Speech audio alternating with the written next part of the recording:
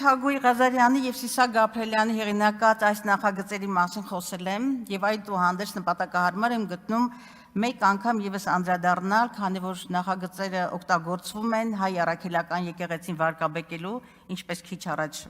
ականատեսը եղանք եւ բազմաթիվ ստահոդ հայտարարություններ եւ հաստատումներ տարածելու համար։ Հիշեցնեմ, որ նախագծերի փաթեթով նախատեսվում է Հայաստանի Հանրապետության տարածքում գտնվող պետական ցանկերում ներառված ոչ պետական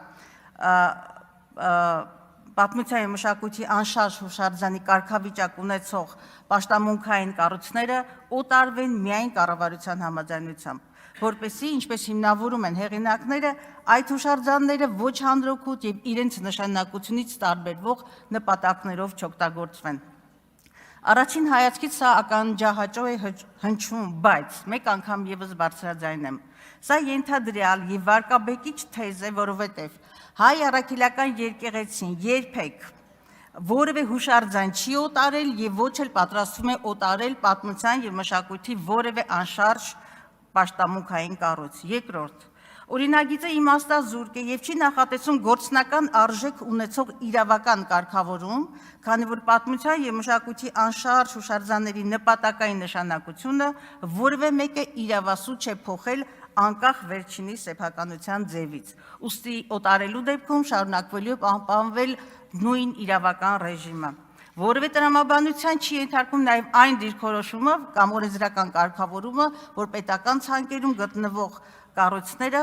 կարող են համարվել օտարման ենթակա։ Եվ ամենակարևորը, այս եւ մի քանի նախաձեռնությունների առնչությամբ Գերագույն հոգևոր խորհուրդը հայտարարություն է տարածել, որով եկեղեցին հանդես է գալիս օրենսդրության առավել խստացման դիրքերից, մասնավորապես պետական ցանկերում գտնվող բոլոր հուշարձանները համարելով համազգային ժառանգության մաս, եկեղեցին մերժում է հուշարձանի կարգավիճակ ունեցող որևէ պաշտամունքային կառույց օտարելի հնարավորությունը անկախ սեփականության ձևից։ Եվ ես կարծում եմ, ինչպես քիչ առաջ եւս համոզվեցինք,